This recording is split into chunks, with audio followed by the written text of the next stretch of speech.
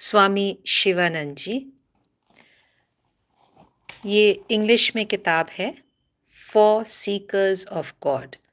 ये महापुरुष जी की ही वाणी है। स्वामी शिवानंद जी सेकंड प्रेसिडेंट महाराज थे रामकृष्ण मिशन के और मठ के।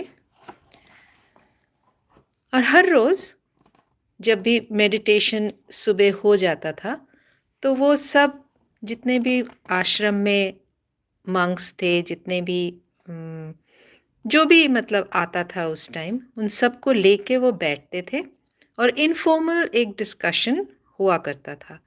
ऐसे डिस्कशंस में ही वो बहुत सारी बातें बताते थे, अपने हिसाब से भी बताते थे और क्वेश्चंस के भी आंसर करते थे।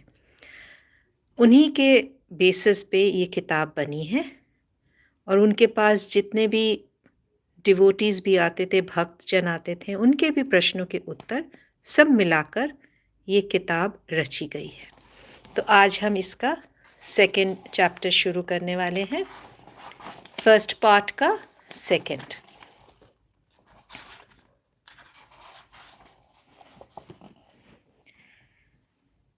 यहाँ समय और जगह दी गई है। Places Belur Math, Belur monastery. Time Saturday, December 25th, 1920। तो बेलूर मठ में ये हो रहा है। The evening descended slowly upon a hushed world. It was a full moon night. The bells and gongs of distant temple and of the Belur Mutt monastery started chiming, announcing the hours of evening service.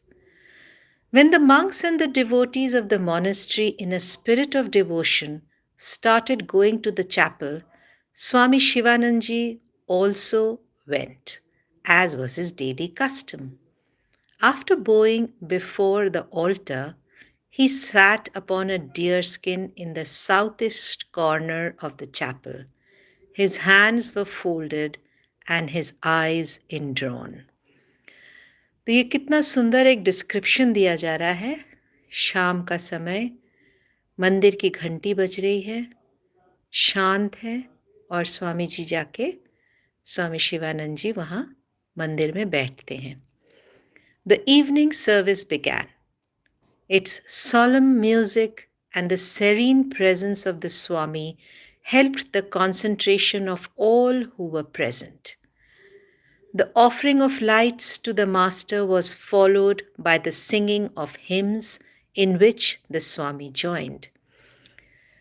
तो रामकृष्ण मठ mission में हर रोज आरती के समय गाना गाया जाता है, खंडन भव बंधन। तो सब मिलके गाते हैं। स्वामी शिवानंद जी भी सबके साथ गा रहे हैं।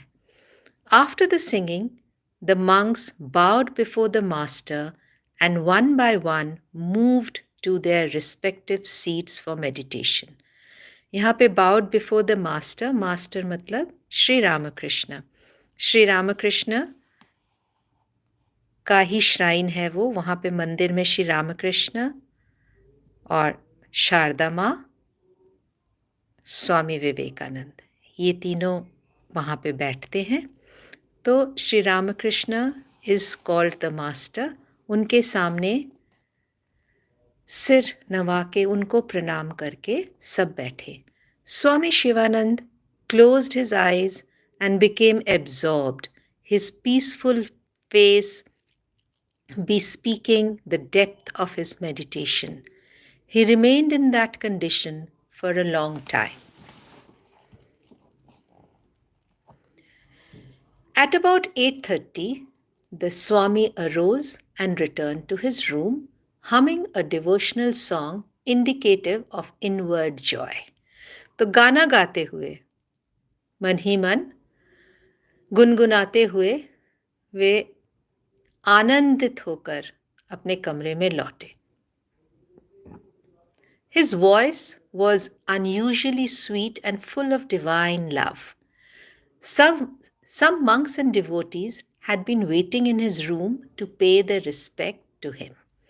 अब जैसे मैंने आपको कहा, सुबह शाम अभी शाम को इस समय भी 8:30 कुछ डिवोटीज आए हुए हैं, भक्त आए हुए हैं, और कुछ सन्यासीगण भी आए हुए हैं, उनके कमरे में बैठे हुए हैं उनसे मिलने के लिए. After the exchange of greetings, all took seats. There was comparative silence in the room. No one felt inclined to break it by speaking. Then slowly, a conversation began which turned upon spiritual practice. Swami Shivananda, still in an abstracted, meditative state, said, "Night is the ideal time for spiritual practice. Meditation and japa should be performed regularly with great devotion. They purify the mind." तो वो बार बार ये बात कहते हैं कि meditation करो, जप करो, उससे मन का शुद्धिकरण होता है. Continued for some time, regular, what is it telling us?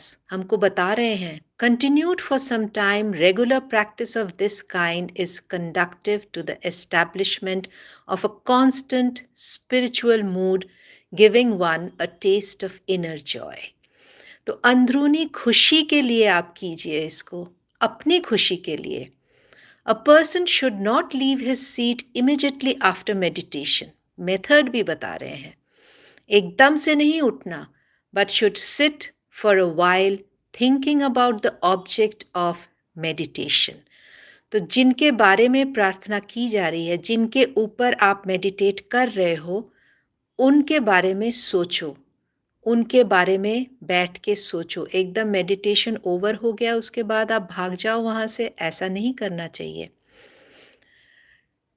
Then he may recite prayers and hymns along similar lines to intensify and stabilize the meditative mood and inner joy.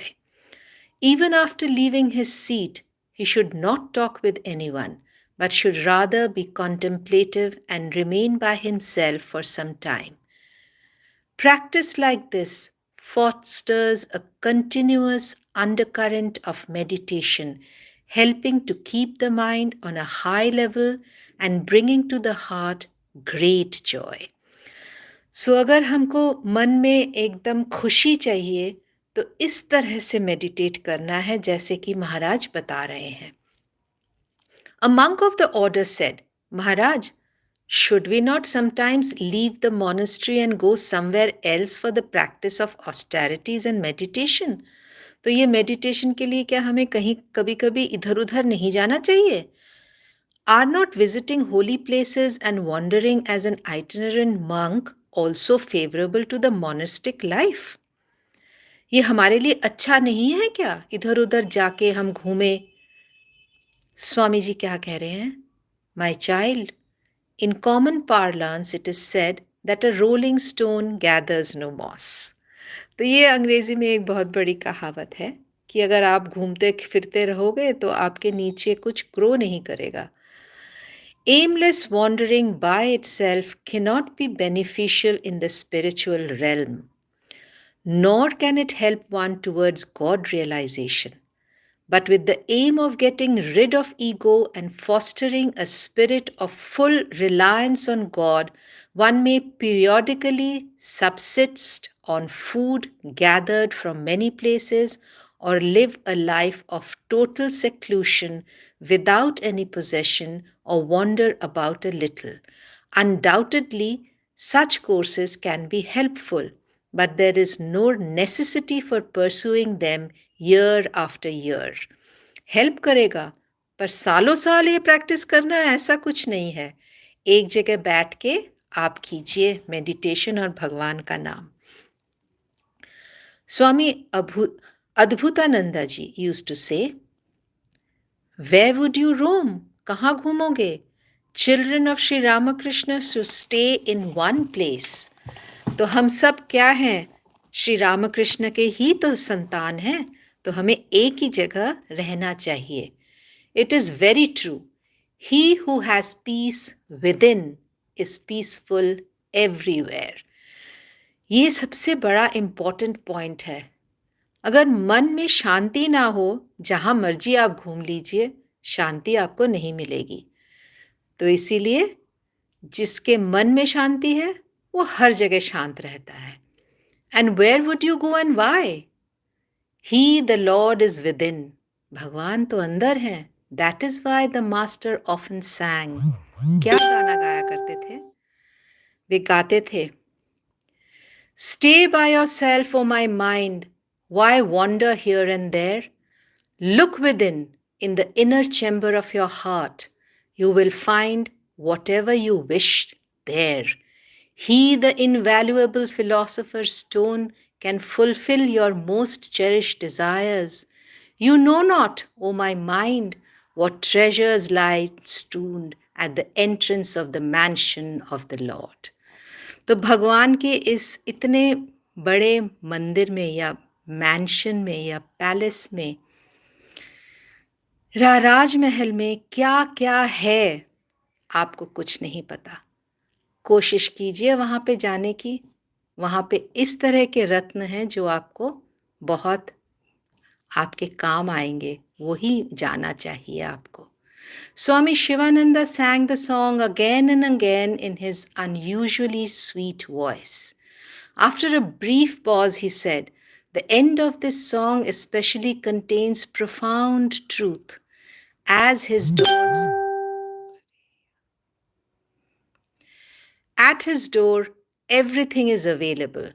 Enjoyment, liberation, and even the knowledge of Brahman. But my child, you will have to seek. You will have to ask longingly. This seeking is what is called spiritual practice. सबसे बड़ी बात वो यही कह रहे हैं, practice के लिए आपको उसको खोजना है, बिना खोजे कुछ नहीं होगा। उसके पास जाओ, कोशिश करो। If one sincerely longs for the vision of him, मन में अगर इच्छा इतनी जागे, व्याकुलता जागे, व्याकुल होना बहुत जरूरी है। When once out of compassion, he opens the gates and awakens the Kula-Kundalini, the latent spiritual power. You realize that everything is within. But nothing can be achieved without the awakening of the Kula-Kundalini. And that happens only through his grace. Now a devotee asks, Yes, Swami Brahmananda used to tell us the same thing.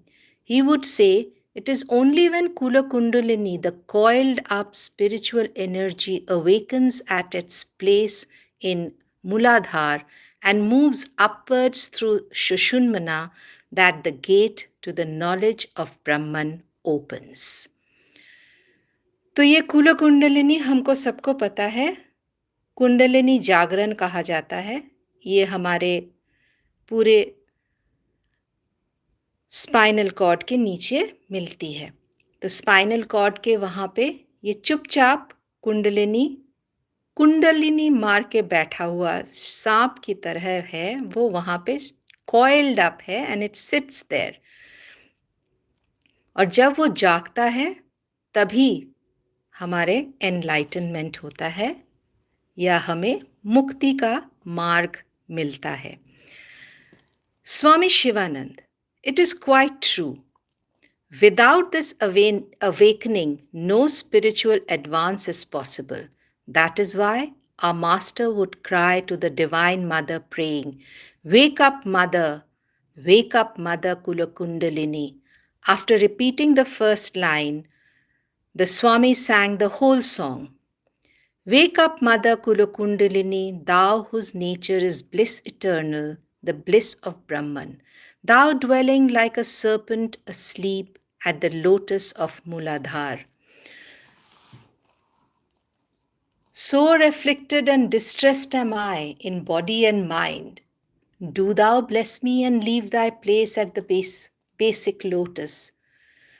Consort of Shiva, the self-caused Lord of the universe, do thou take thy upwards course through the central channel, leaving behind Swadhishthan, Manipur, Anahata, विशुद्ध, ये सारे चक्र के नाम हैं, एक एक करके ऊपर की ओर जा रहा है, मूलाधार सबसे नीचे, उसके बाद अज्ञान, दाव united with Shiva thy Lord. At Sahasrara, the 1,000-petaled lotus in the brain.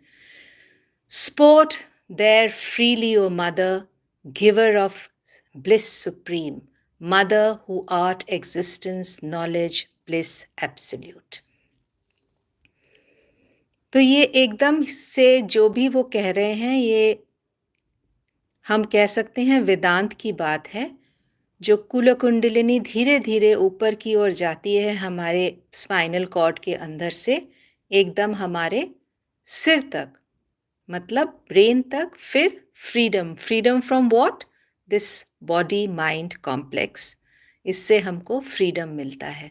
तो इस गाने में यही बताया गया है और श्री रामकृष्ण इस गाने को बहुत गाया करते थे।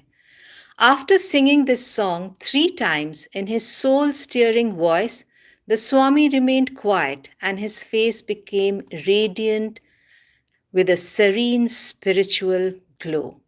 The atmosphere of the room was surcharged, as it were, with the spirit of the song. There was a long silence, which the Swami broke by repeatedly calling upon the mother in a voice of great tenderness. Controlling his emotions somewhat, the Swami said, "Ah, how many times we have heard Sri Ramakrishna sing this song.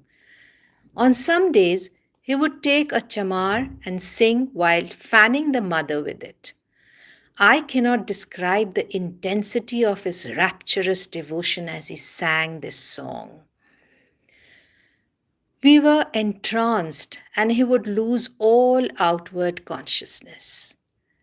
He would keep moving his hand in slow rhythm as he sang the song intoxicatingly.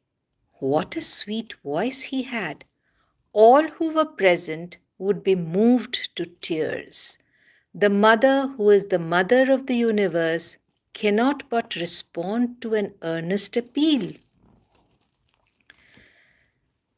Swami Vivekananda once said, "In this age, the Brahma Kula-Kundalini, the mother who is responsible for the creation, preservation, and destruction of the universe, has been awakened by the fervent prayers of Sri Ramakrishna.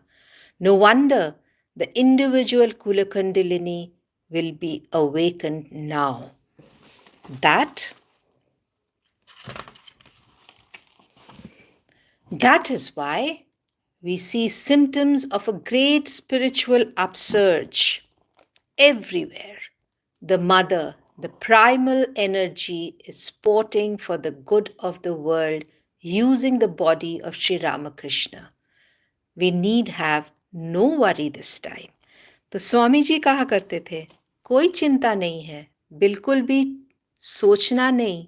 Shri Ramakrishna के माध्यम से माँ, जो कि इस पूरे universe की हैं, she has awakened the Kula-Kundalini. Through Sri Ramakrishna, जगत की कुल-कुंडलिनी खुल गई है। आशा है ये बातें आप याद रखेंगे और ये मान के चलेंगे कि कुल-कुंडलिनी जब जागृत हुई है तो ये कुल-कुंडलिनी मेरी भी जागृत हो सकती है। आशा है आप सभी को ये पसंद आ रहा है। इसी को हम क्रमबद्ध प्रस्तुत करते रहेंगे। आप सब ज़रूर हमारे साथ जुड़िए। देवाक्षर आपके लिए ही है। कमेंट करके ज़रूर बताइएगा। Hope you enjoyed the episode. Do stay tuned. Thank you so much for being with us.